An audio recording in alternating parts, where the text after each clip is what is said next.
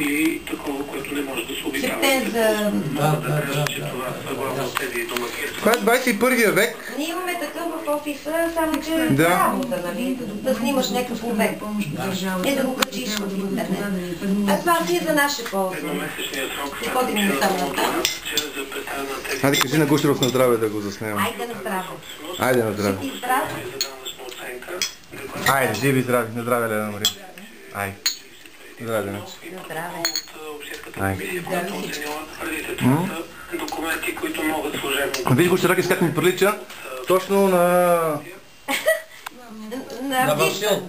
Не, сега по-скоро ми прилича на Доньо Донев, той където прави карикатурите. Същия мустак и същото такова плешиво теме. Не, ма Васил е малко по-така. А сега на Доньо Донев ми прилича. Васил е малко така. Сега с мустака точно на Доньо Донев ми прилича. Да. Да.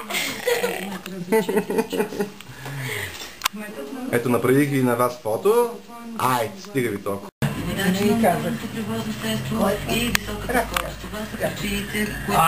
За какво да ти извинена си?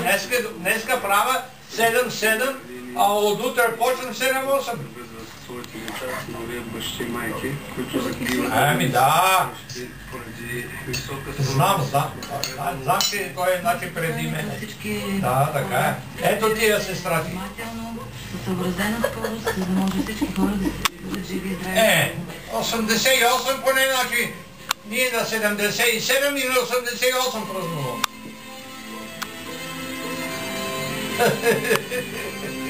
Аз 100 годишната не. Мани, че станем вампири тогава. Ай сега тук е, че ти се страти, че е за май. Айде, много ти здраве. И много ти здраве, Вика. Да, националното радио представи Мария Накиева. Боже, голяма работа. Не на така. Браво. Що вика сестра й? Държавната радио и Кабрида заявиха, че много ще бъде възстановено и подаването от града. Кучер, ти си голем за зек, бе. Айде, чакай, тук си пак. Абе, аз съм почти. Много ти здраве. Много ти здрави.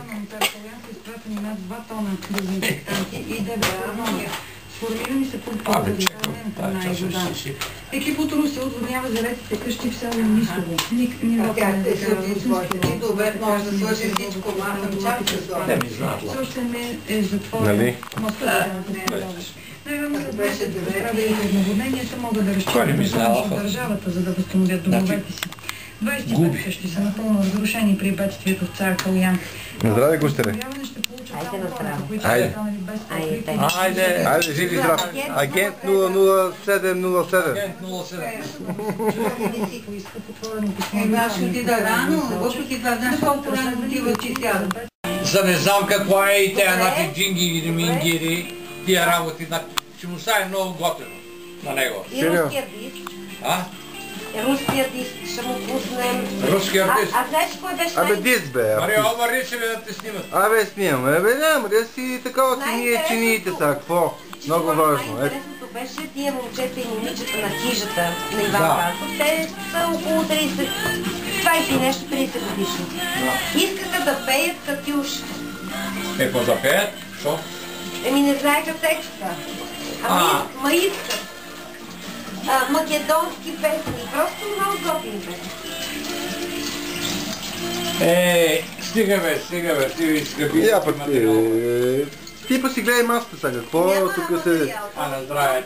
Тук се документира кой работи и кой пие, брат, че после да няма недоразумения. Мария е била такава, Мария е била онакава. То се тук всичко се е запечатило и се прожектира на кой трябва. Досиета има, ще отваряме досиета изобщо. А само някой изкърка. Го е пияниците. Кои са? Кои са работягите? Ще ми помогнеш, нали? Еми, абсолютно. Доказателство.